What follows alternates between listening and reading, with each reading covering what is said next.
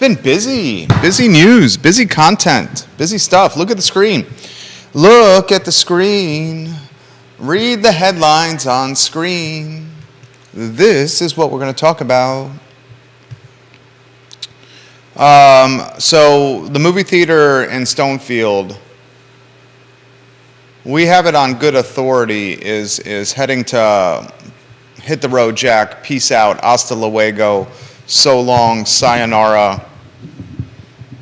What is the impact of Regal Movie Theater potentially closing in the shops of Stonefield? What does it do for the other tenants in Stonefield? What does it do for the restaurants in Stonefield that are relying on traffic generated from the movie theater? What does it do for the shops? Will price per square foot be adjusted to reflect an anchor tenant closing? We'll talk about that today on the program. John Blair left a pretty darn good take on upzoning on the I Love CVille network yesterday. We will read John Blair's take on air. John Blair's take on upzoning in the city of Charlottesville is a take I've been very consistent with for some time. And I've explained on this Fine and Fair talk show that upzoning is going to take land and it's going to make it very expensive because of the potential that comes with upzoning. And as people speculate with expensive land, they're going to expect expensive results and return on investment. And they may have expensive debt service to manage. Not everyone's speculating and buying property and dirt in an all-cash scenario. Some people are, but not everyone. And the folks that are not doing it have debt service that's expensive because that land comes at a premium price point. And when you have expensive dirt, speculators are going to want return on investment. That's what I think is on the horizon for Charlottesville. We'll talk that Virginia Tech basketball game of last night. The Wahoos look good. Kihei Clark looked good. Kihei Clark has beaten Virginia Tech more times in the last 5 years than UVA football has beaten Virginia Tech in the last 30 years. Think about that. All right, Judah Wickower is our director. You be ready to be charismatic and personable. I know you got this. We'll talk movies, which is something you're passionate about, on the I Love CVille show. We can rock and roll when you're ready, Judah. Quiet on the set.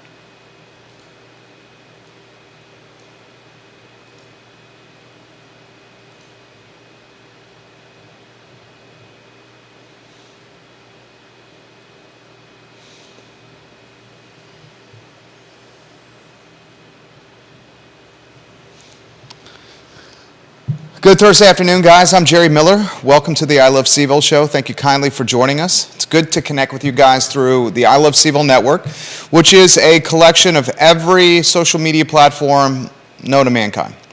Our studio is in downtown Charlottesville in the Macklin building. We're proud to broadcast from Charlottesville about topics that pertain to Charlottesville and the Central Virginia region. Today's show certainly features storylines like that. Today's show is brought to you by Scott Wagner of Scott Wagner Integrative Medicine. Dr. Wagner has your back.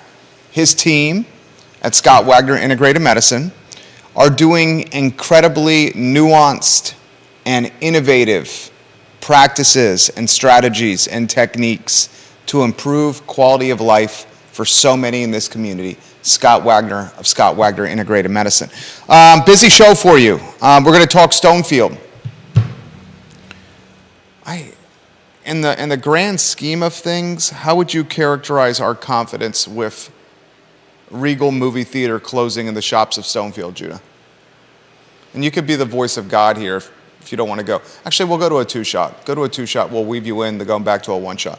You see Judah Wickower, the director of this Fine and Fair talk show, a man who has fans all up and down the eastern seaboard, from Scott Aaronworth, the king of Virginia Beach, to Harry Tyson in Connecticut, to friends of the program in Northern Virginia and on Long Island in Buckhead, Georgia. His name is Judah Wickower, and he's ready to rock and roll. How would you characterize our level of confidence with the movie theater in Stonefield closing? I'd say it's pretty close to 100%. Yeah, I was going to say what we're about to relay to you is going to be in the 90 to 100% range. And Judah Wickower is a man that does not utilize hyperbole ever. So when he says close to 100%, that's a very realistic call from Judah Wickower. When he says something, I listen. So we've done a little sleuthing, a little digging, a little diving. And the chitter chatter, the scuttlebutt around the water cooler is a movie theater in what is arguably the most expensive commerce district in a 300,000 person market, the Shops of Stonefield. The scuttlebutt, the chitter chatter that's percolating around the water cooler is this movie theater is closing. It's basically going bankrupt. It is behind on payments to vendors. This is a theme that's been quite common. Are you talking now about specifically the Regal in Stonefield? I want to go specifically with the Regal in Stonefield. I know less about what is going on with them in particular than we do about Cineworld. Well, relay what you have, and then I'll relay what I have from Stonefield. So we've got And cite your source before we relay, please.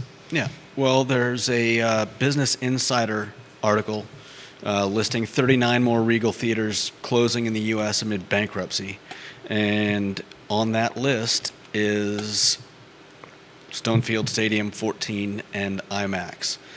On top of that, we've got a Cineworld document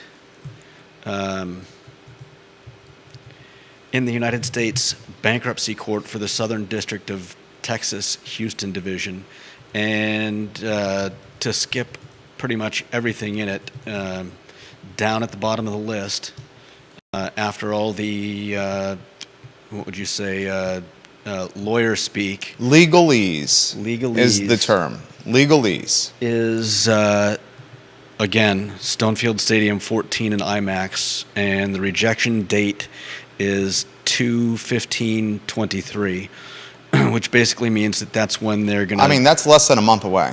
Yeah. That's the date. Basically, let's see. The leases listed on Schedule 1 attached hereto are rejected under Section 365 of blah, blah, blah. So basically, the rejection date is when they basically are supposed to be giving back keys, security codes, things like that to the landlord.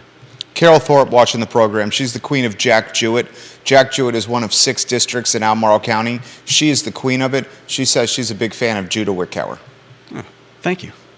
She just put that on the I Love SIVO group. I will do this. Carol, I am as well.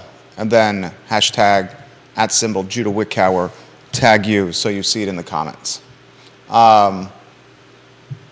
That's good research from you. So here's how it's going to play out. You're going to see after today's show what we're doing now.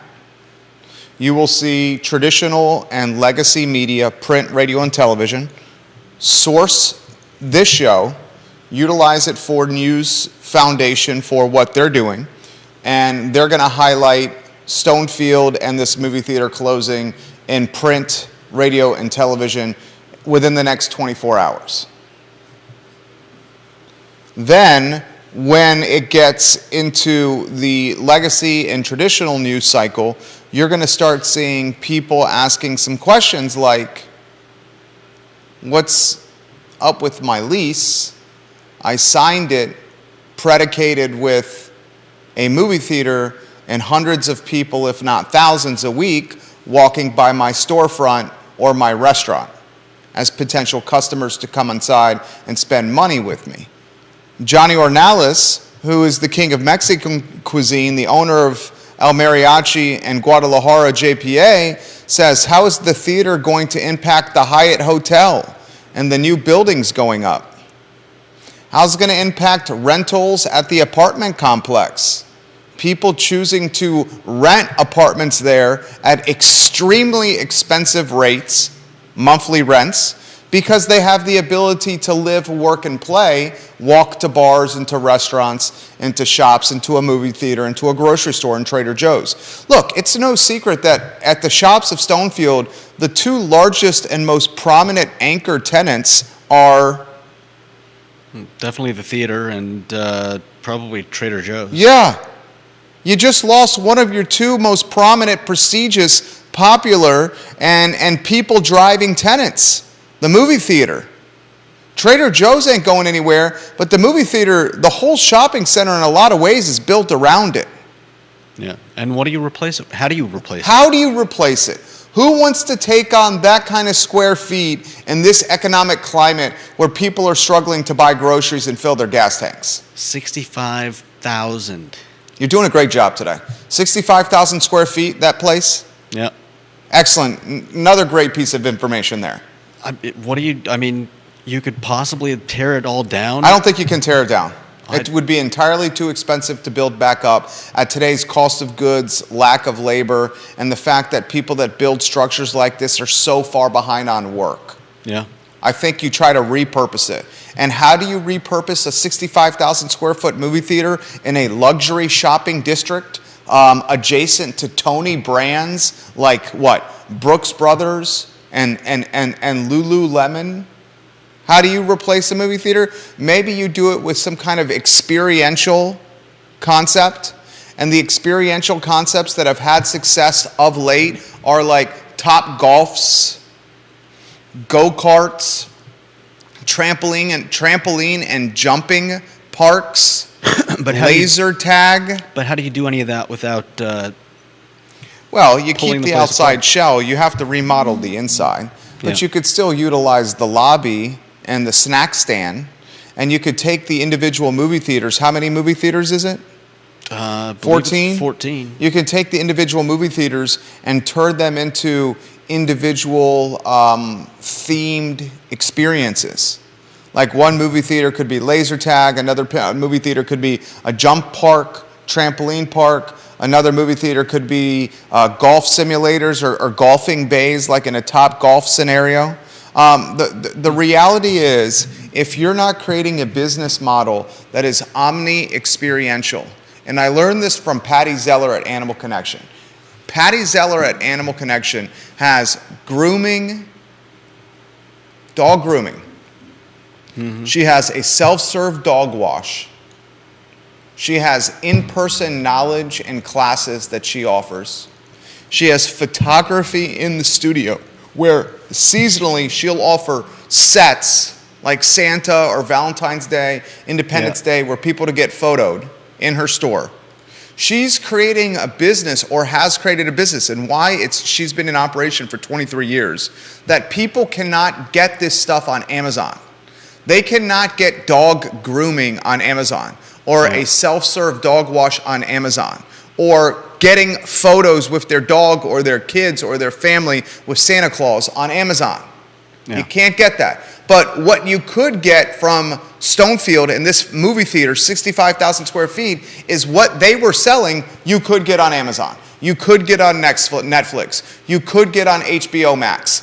People now would rather chill at home in front of a 70-inch flat screen surround sound with their kegerator right next to their sofa with a sleeve of Ritz crackers and a cheesy, delicious container of Cheese Whiz next to that sleeve of Ritz crackers, and watch Top Gun Maverick from the comfort of their lazy boy in front of their fireplace in their living room, than taking their two boys in person and spending $100.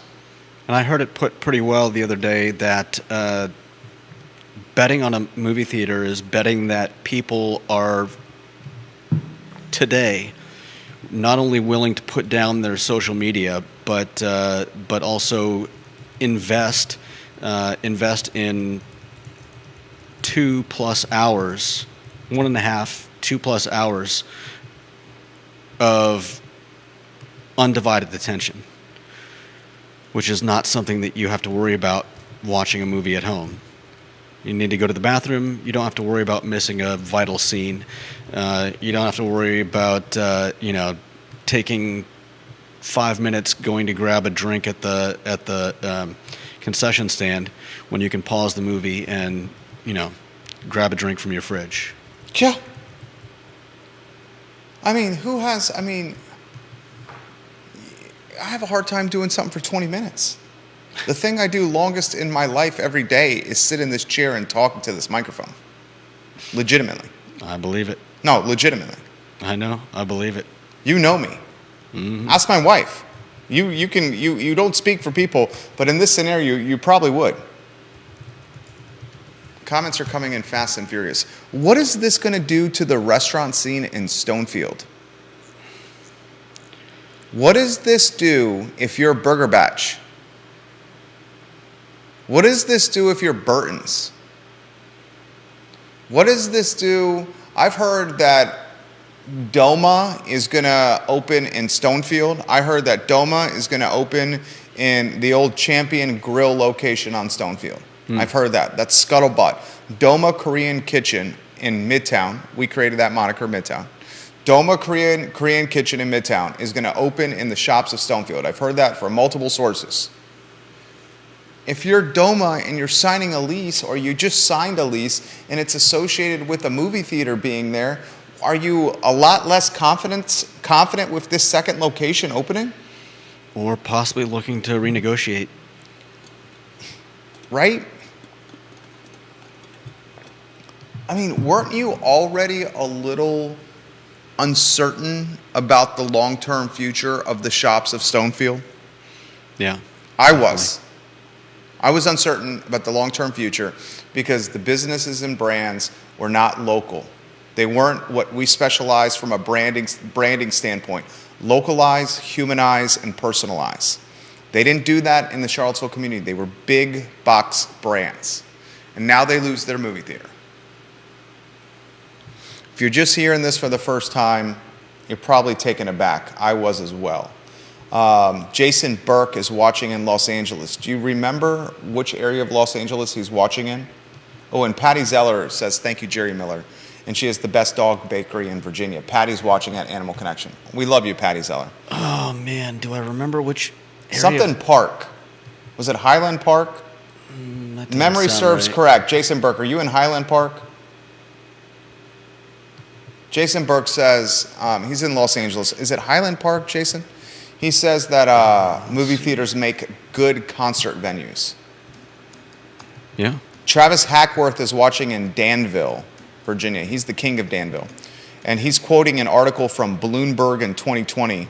Some developers do see sequel potential in modern movie theaters, though. Last year, PMB, a development firm focused on the medical field, turned a 1980s multiplex in Goodyear, Arizona, into a collection of medical offices.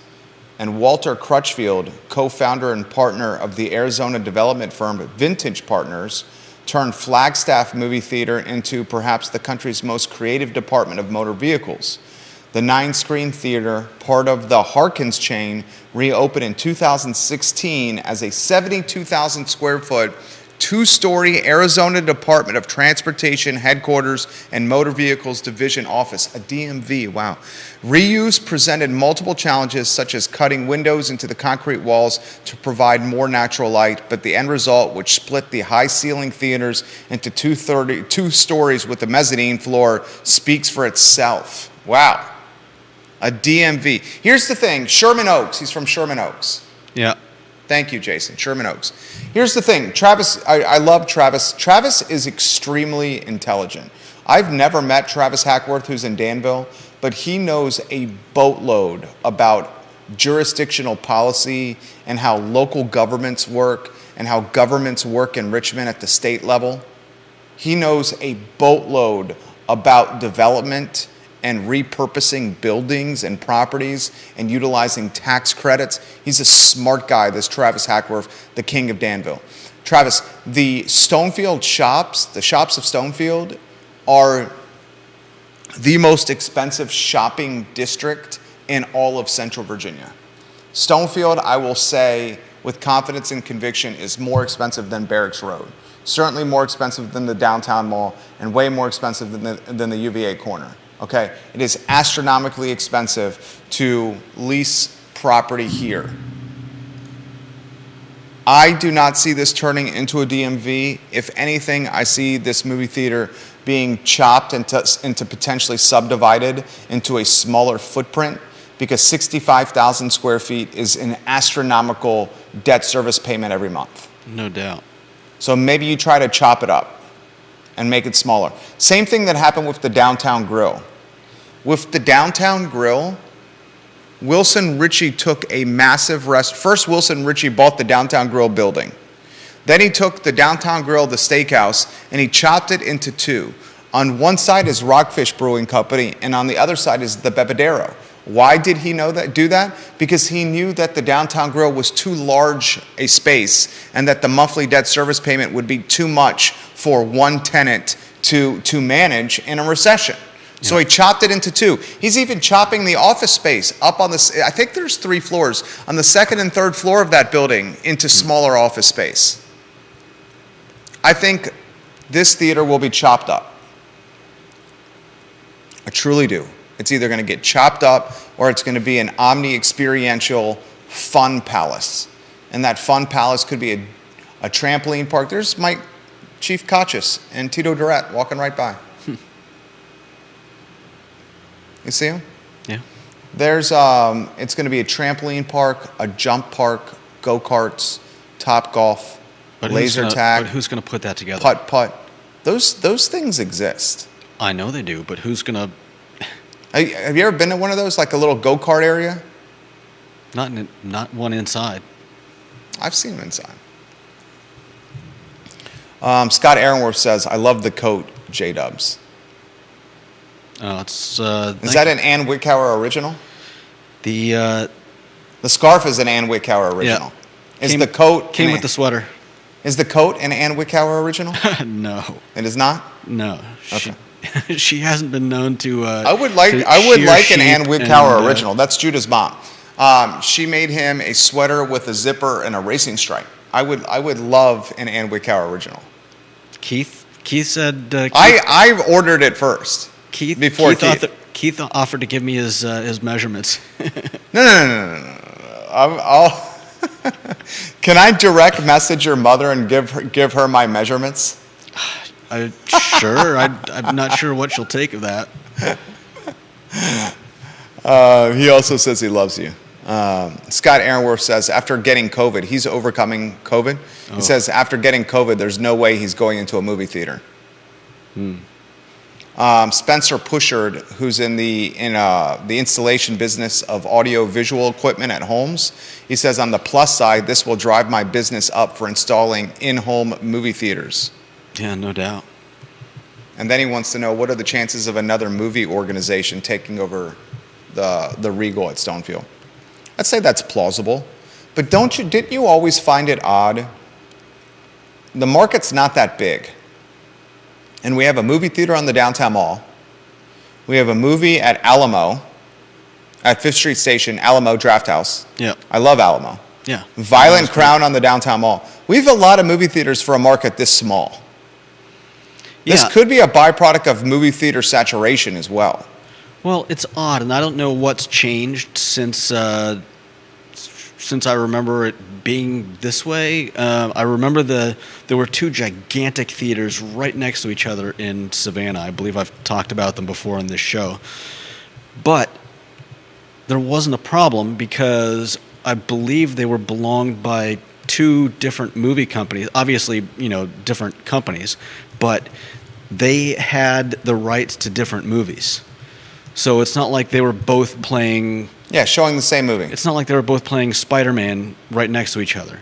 They each had their own draws, and, I could just as easily be going to one as the other.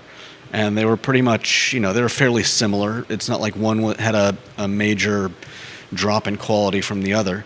And it may just be that the distributors of these movies have consolidated them all so that every movie theater is getting the same movies. But yeah, that does lead to some strange situations where you've got 3 movie theaters in tiny little Charlottesville that are all playing the same movies with a few a few exceptions. Good take from Judah Wickhauer again. Judah Wickhauer is on point today. Let's go to the one shot so the viewers and listeners can see the headlines we're talking about today. I have more comments coming in that I'm going to read. This comment is from Anonymous, the I Love Seville Network's version of Deep Throat. He says, a thought, fellas, on Regal. Perhaps Regal rejects the lease in bankruptcy as a prelude to negotiating a new lease at a much lower price. The space is very hard to repurpose. Facing vacancy, would Stonefield offer an extension at a very low rate while they figure it out? That's a damn good question. Are we on a one shot? Yep. This is what Anonymous is basically saying. It's a fantastic point. Anonymous is basically saying you have the most difficult space to fill in Stonefield, Yeah. arguably the most expensive and most important, not arguably, the most expensive space in Stonefield, the most difficult space to fill, the most difficult to repurpose in Stonefield, arguably the most important. I would bet more people are going to Trader Joe's than the movie theater. Trader Joe's is a freaking madhouse. Yeah. More people, I'm going to say that with confidence and conviction. More people are going to Trader Joe's than the movie theater. I can say that with confidence Definitely. because it's got more of around-the-clock traffic. Mm-hmm. But you got the second most influential space in Stonefield, the movie theater. The most influential is Trader Joe's. What if they just go to this private equity firm outside of New York that owns this shopping center now and say, hey, we're closing unless you give us better terms. And if you don't give us better terms, good luck finding a new tenant. It's going to sit vacant forever, and then you're going to lose your leverage with all your other tenants because we're an anchor tenant, and you're signing these leases predicated on the traffic we're driving to your shopping center. Maybe this is a chess match and a leverage play where the movie theater is saying, hey, we're done. We're peacing out. Give us better terms, better price per square feet, better length of the lease, less CAM charges, less incremental uptick in percentage year over year, smaller percentage uptick. We want better terms. If you don't give it to us, screw you, peace out, we're done. You're not going to be able to fill this spot anyway. It's 65,000 square feet, and you can't repurpose it, and movies are dying. Good luck. That's what he's saying could be happening. Yeah. Never know. I will say this. If you're the restaurants along, I think it's called Bond Street in Stonefield, if you're those restaurants, you're feeling much less confident about your business model right now. No doubt. What's the date? What's the date? February 15th. That's breaking news you'll see in other media outlets after today's show.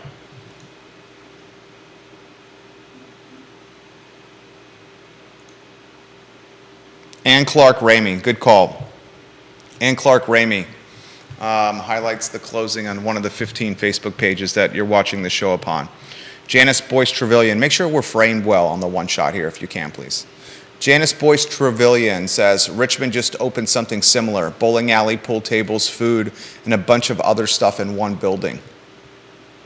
I mean, you could, if you're Johnny Pritzloff, that's his shop. Johnny Pritzloff is damn good at his job. Johnny Pritzloff is the commercial realtor that does the most business in Albemarle County in the city of Charlottesville. Johnny Pritzloff. Dude stacks paper for his clients. Dude stacks paper for himself and his family. Stonefield's his baby. Johnny Pritzloff is damn good at his job. Johnny Pritzloff helped bring the food hall concept to Dairy Market in conjunction with Chris Henry. Johnny Pritzloff put this idea in a lot of ways on the radar, and we have a pretty awesome food hall in Dairy Market. Stonefield could turn into a hybrid, pretty ridiculously awesome trampoline park, laser tag park, go-karts, golf simulators, Top Golf, putt-putt, golf cart, or go-karts. Did I say that already? I think I may have. With a little bit of food hall in it as well.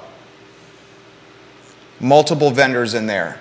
Maybe 8 or 9 stands, 8 or 9 food vendors in there. along with these other omni-experiential things. And that would drive people to the shopping center. Paying $100 for a family of four to go to the movies just is not as appealing to people anymore. Yeah. All right, Two Shot. Let's go to Two Shot. I want to read John Blair's take on upzoning to you. Tell me when we're on Two Shot? Yeah. All right, so John Blair listens to this Fine and Fair talk show. He's a great guy, friend of the program, connected guy, incredibly intelligent guy, town attorney at Stanton, previously the city attorney of the city of Charlottesville.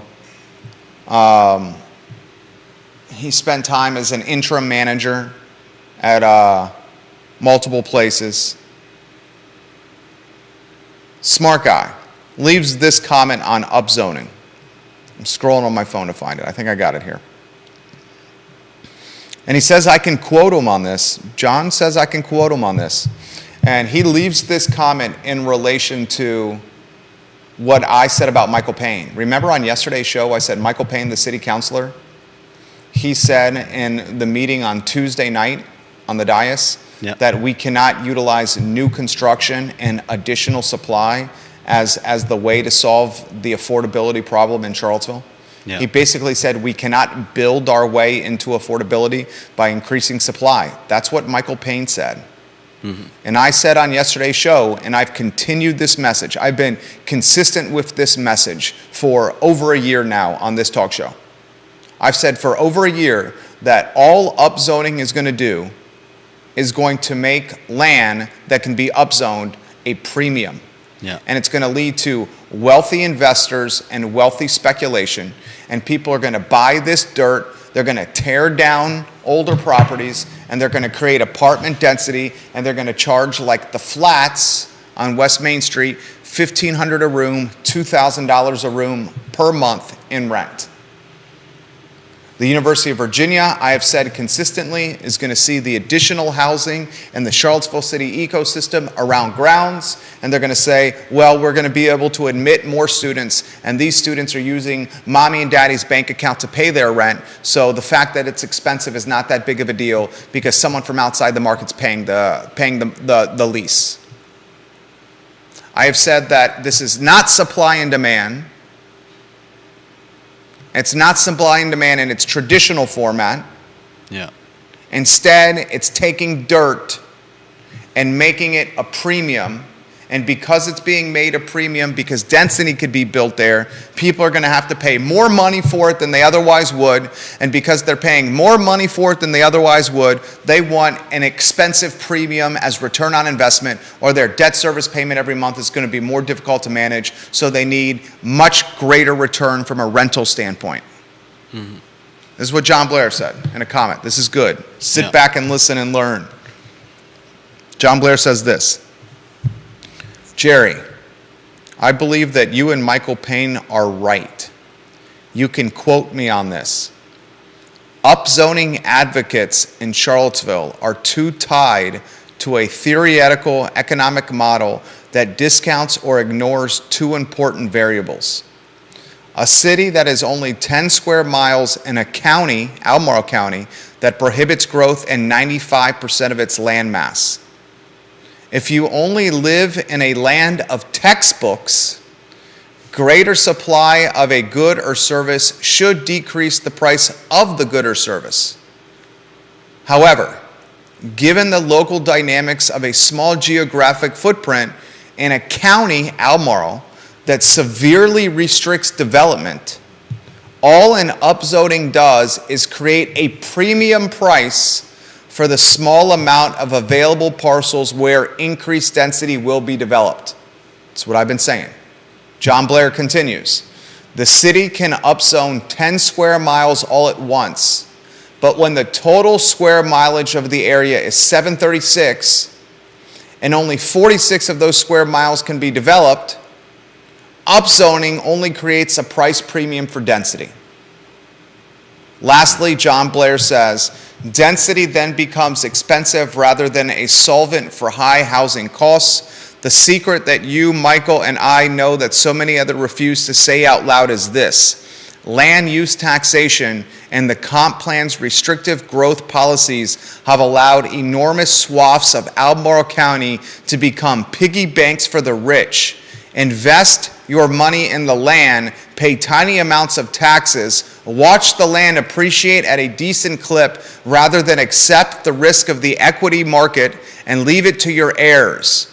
Until Albemarle County converts its land from piggy banks for the rich to productive uses, no amount of upzoning in the city of Charlottesville will do any good to increase affordability. John Blair. Damn good comment. Where's the sound box? Do you have the sound box? Why don't we just clap for John? We don't need the sound box. I think that was excellent. Yeah. This is not the supply and demand we learned at Ken Elzinger's class as a first year at the University of Virginia. The demand far outweighs the supply. Yeah. And it will only get worse. And the supply that we're loosening is just going to be very expensive premium supply. And the people who purchase that expensive premium supply are going to expect an expensive premium ROI, or return on investment. The University of Virginia will utilize the additional density because it sees things before local government does. And they'll say, wow, we got more apartment density around grounds. Let's admit more students incrementally every year because we're in the business of making money. Mark it down. Anything you want to add on this before the next topic? John Blair, that was a hell of a comment. Yeah. That was very well put, John. Yeah. Very well put from JB.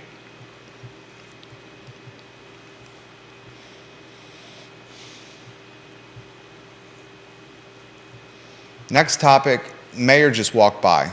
Lloyd Sinook just walked by. Mayor of Charlottesville City just walked by the studio. We had the police chief walk by today, Mike Kotchis. Yep. We had number 2 in command in the Charlottesville Police Department, Tito Durrett, walk by. Then we just had the mayor walk by. Yeah. You know I'm a huge fan of Lloyd Sinook. I would call Mayor Snook my friend.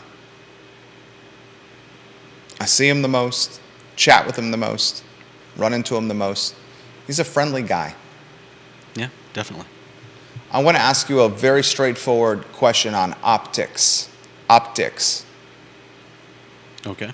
Within the next month, Mayor Snook, Vice Mayor Juan Diego Wade, and Councilors Michael Payne and Brian Pinkston will be picking a replacement for Sina McGill. I've been thinking about this a lot lately. Is it bad optics that Snook and Payne, during an election year, are picking a replacement for a counselor that resigned unexpectedly in Sina McGill? Is it bad optics that Snook and Payne are picking a replacement that could compete with them this year in the election? Why do you ask if it's bad optics? I don't know. Is it a conflict of interest? That's all I'm wondering. You're saying, are they going to deliberately choose someone that they know is not going to pose a threat? I don't think either one would do that because I know both Mayor Snook and Councilor Michael Payne well, and they are high character integrity guys. But optics or contrarians or naysayers or conspiracy theorists or people with a microphone and a streaming platform may ask the question, would 2 of 4 people, Snook and Payne, who are in an election year, would they pick a replacement for Sina McGill that has 0 chance of running for election? Because whoever they pick, if they pick a qualified and electable individual, that person may compete directly with Mayor Snook and Michael Payne throughout the course of the interim term. That's a fair question, though I think... Should they have to sit this out? Should the responsibility fall solely on Brian Pinkston and Juan Diego Wade? Juan Diego Wade and Brian Pinkston are not in an election year. The optics would be fine if Pigston and Wade made the selection for Cena McGill's replacement. When Lloyd Snook and Michael Payne are a part of that process, they, because they're human beings, will certainly think this question. Whoever I pick, will that person end up running against me in 2023? I can assure you Michael Payne and Lloyd Snook have thought about that. I don't think it's going to influence their decision, but the optics are a bit sketchy and shady. I would say that the worry over that kind of thing happening would be greater if there was a large amount of fallout for decisions that the two of them have made during the course of their time What does that mean?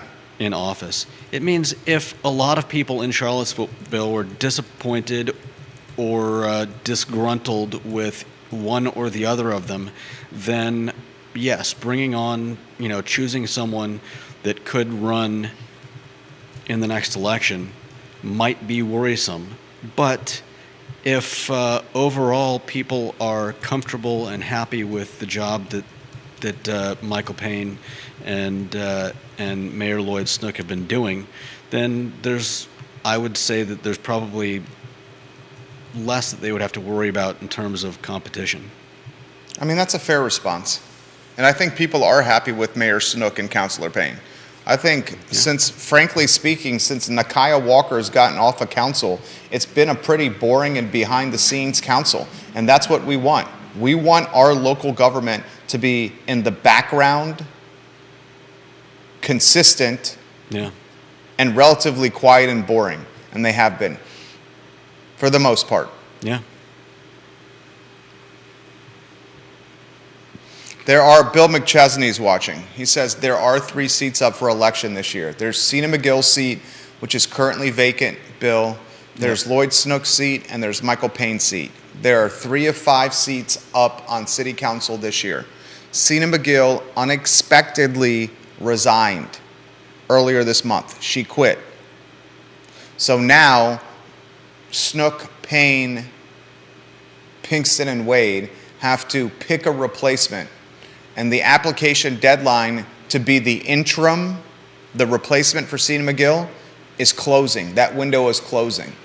And council's going to make the announcement in February at the tail end of the month of who Cena McGill's replacement is going to be. I'm wondering if Payne and Snook should be a part of that selection process. Because whoever they pick could end up competing against Payne and Snook this year when their seats are up for re-election. It has that small hint or that small taste of sketchy and shady. Yeah. I hear what you mean. Small taste. Small taste of it. That's all I'm saying. I'll get to comments, guys. Lisa, I'll get to your comment. Tom Stargell, I hope that's not the case. Is that the case, Tom?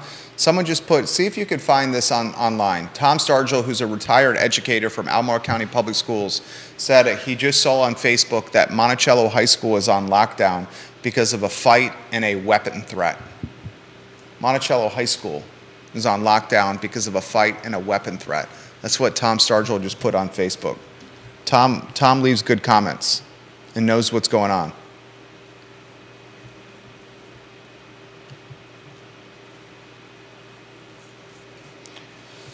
I'll talk, Carol, I'll get to that comment here too. I thought your comment was good there. All right, last night's game. UVA beat Virginia Tech. Did you watch the game? I watched the game with my wife. I very much enjoyed it. Wahoos win 78-68. UVA is 14-3 on the season, 6-2 in the Atlantic Coast Conference. I put 6-2? Yeah. Kie Clark had a masterful performance. He finished with 20 points, 5 assists, only 1 turnover. He got a steal, a block, and a couple of rebounds. And frankly speaking, he was a tremendous pest on the defensive side, which is what he was supposed to do. He had a fantastic game. He was certainly motivated by Ty Jerome, who he won a national championship with, sitting courtside next to his current teammate with the Golden State Warriors, Steph Curry. Steph Curry was in the house at the John Paul Jones Arena. That's awesome. We've had LeBron James courtside. We've had Steph Curry courtside at the John Paul Jones Arena. Shows you the kind of program Tony Bennett is building, right? So Kihei Clark has beat Virginia Tech more times in the last 5 years than the UVA football team has beaten Virginia Tech in the last 30. I want to give you that stat again. Kihei Clark, the 5'7" point guard, has beaten the Virginia Tech Hokies more times in the past 5 years than UVA football has beaten Virginia Tech in the past 30 years. Kihei Clark continues to have a portion of this Virginia fan base slander him or talk smack about him. I do not understand the Kihei hate. This guy, when it's all said and done, is going to go down as one of the greatest UVA men's basketball players in the history of the entire program. He won a national championship.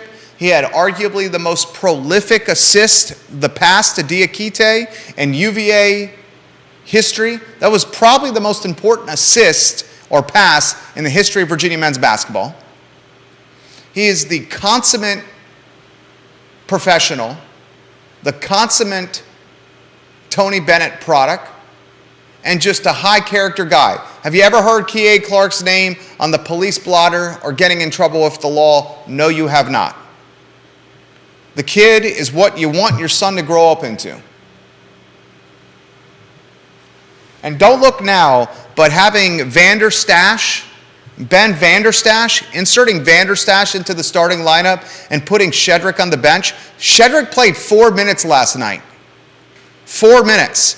All his minutes went to Vanderstash and a combination of Ryan Dunn and McNeely off the bench. Shedrick, who has a lot of upside, is falling out of this rotation at center because he's very limited offensively. And when Vanderstash is on the floor, he opens up the floor for Kihei and Reese and Franklin to drive or to shoot threes, and he opens up the floor for Gardner to work in the low block and on the post. Great move by Bennett, inserting Vanderstash into the starting lineup. Great move. Did you find anything on Monticello? No, nothing yet.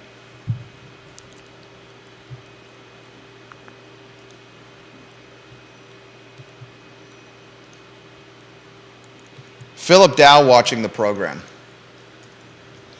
He says, Jerry, what you and Judah are talking about is what developers tried to do in the town of Scottsville. They tried to add 200 plus apartments in the old tire plant. Dr. Charles Hurt owns that, by the way. That's me talking there.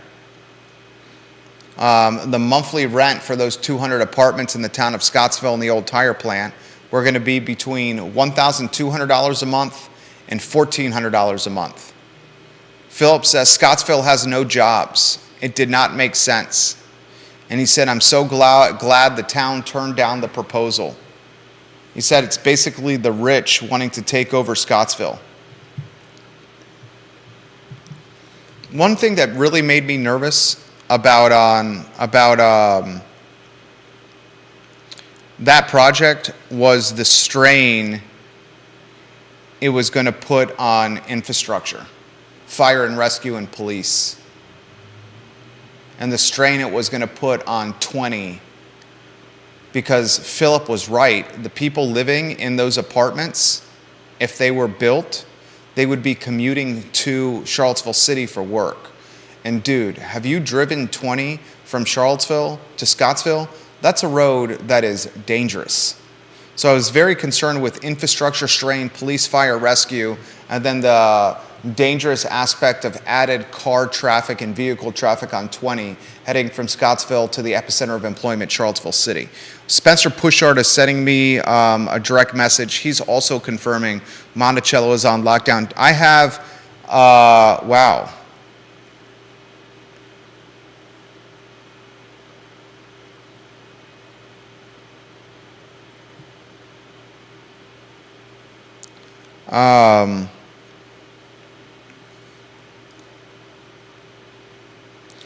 I have a communication from a teacher who is saying we are absolutely on lockdown right now.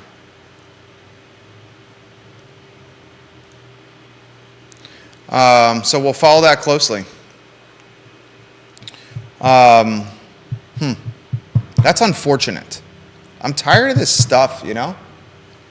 Yeah. Whew. Just makes you think as a parent.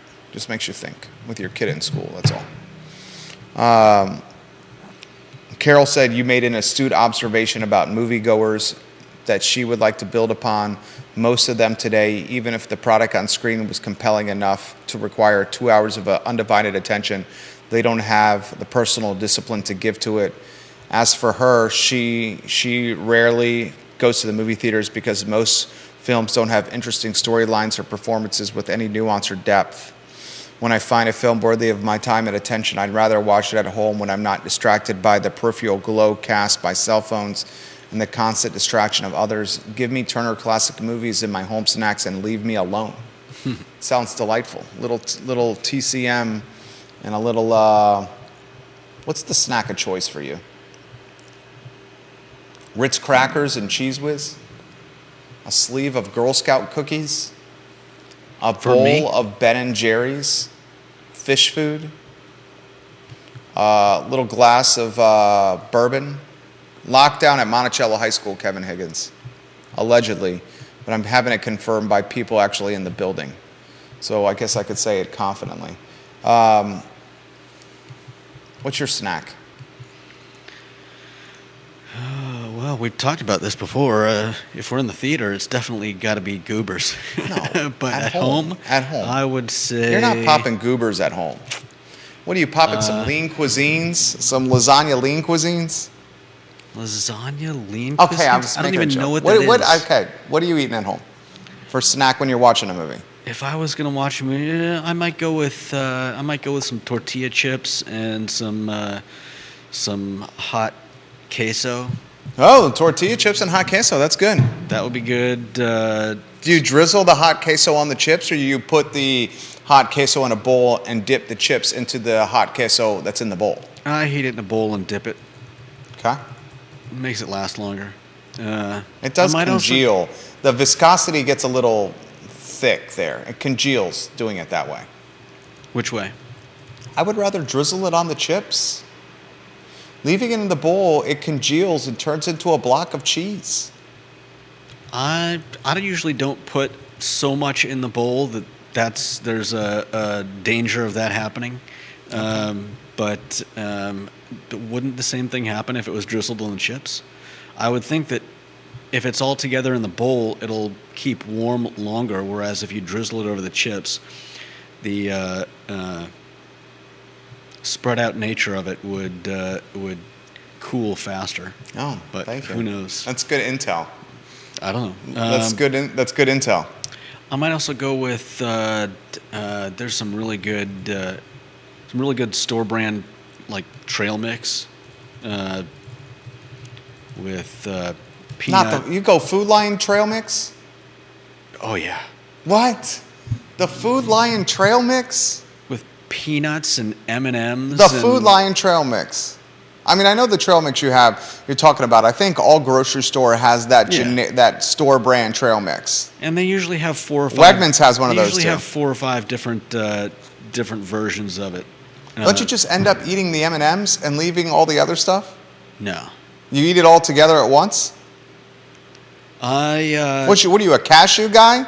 You look like a cashew guy. You like the cashew. You like a good cashew, don't you? Cashews and almonds are the best. What about the pistachio? I don't think there are pistachios in this one. I love pistachios. I do too. A good pistachio is good. They got to be shelled and salted. Pistachios are incredible. They're incredible. I can eat an entire bag. Shelled and salted pistachios only, though. So when I go... Excuse me. Shelled meaning I want the shells on. By me saying shelled, does that mean the shells have been removed? I think shelled usually means removed. Okay, I want the shells on. You want them on? Yeah, I like the shells on.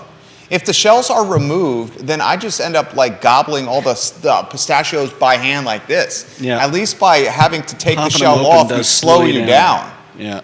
Or you'll eat all the pistachios. But they got to be salted. You give me that with some Minutemen from Three Notch and, whoo, I'm happy. So I'm particular about the trail mix. You're like, particular about a trail mix? I would say you're a pretty particular guy. sometimes. You're particular. What are you Like, particular about the trail mix? I don't want the M&Ms with the raisins. You don't like the M&Ms with the raisins? No. So you're getting the trail mix that is not M&M. No, I do get it with M&M. But you just got to I make sure just- there's no raisins in there. I'll pull the raisins out like, by the handful. Don't give the raisins to Liza, your dog. No, I don't. Raisins are bad for dogs. I know that. Okay. Or the M&Ms. I make- In fact, you can make an argument that trail mix might be the most dangerous thing that you can give dogs. Trail mix has chocolate, which is bad for dogs. Has Yeah. peanuts, which is bad for dogs. Raisins Peanuts are bad for dogs now? Peanuts are bad for dogs. Wow. Raisins are bad for dogs. Liza, The only you thing that? missing that a bag of trail mix to make it even more murderous is some grapes in there. Yeah. Raisins, peanuts, and chocolate are all bad for dogs. Yeah. You don't know peanuts bad for dogs? I'm looking up. But dry roasted or raw unsalted peanuts are the only peanuts safe for dogs to eat. See? They're bad for dogs. Yeah. Juan Sarmiento says it's the combo of salty and sweet that Judah likes. Yeah. I like that combo, I do too. like the peanuts and the. Juan Sarmiento is watching at Charlottesville Almar Transportation. Juan, you're a good guy. Juan, I want to also make sure you heard this. You were 100% correct about the Donut Kitchen. The Donut Kitchen is behind Toby's Pawn Shop on Pantops and the Food Lion Shopping Center. I made the mistake of saying the Donut Kitchen was in the Giant Shopping Center, which Yeah. is the Rivanna Shopping Center on top of Pantops. It is not. You were right, Juan. I was wrong. Yeah, it's in the former Subway spot. Yeah, but one thing that threw me off and why I was wrong is because you could not identify what was in that former Subway spot in the Food Lion Shopping Center. Because I swear the last time I drove by there was like a Christmas tree, and it just did not seem like a. A donut spot. Yeah. That's what threw me off. Yeah. And I my mean, I've never- wife, as soon as I got home, said, "You were wrong about the donut shop. It's behind Toby's." First thing she said to me when I walked in. She said, Juan, exact words, that guy Juan was right and you were wrong. The donut shop is behind Toby's. I will say that Lilo's Pizza, which is in the Giant Shopping Center on Pantops, has now been replaced Yeah, by it's a- DIY Pizza. Yeah. Do-it-yourself pizza was there yesterday or maybe this weekend.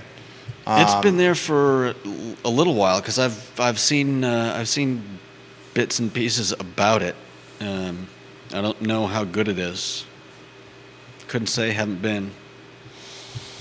Bill McChesney says he likes pork rinds. He's the mayor of McIntyre. I used to like pork rinds a lot. I like pork rinds. Maybe you just have to find the right ones. Pork rinds are good. There were some really good spicy ones that I was getting for a while a few years back. Grayson says, I love salty and sweet, and I love you guys on this talk show.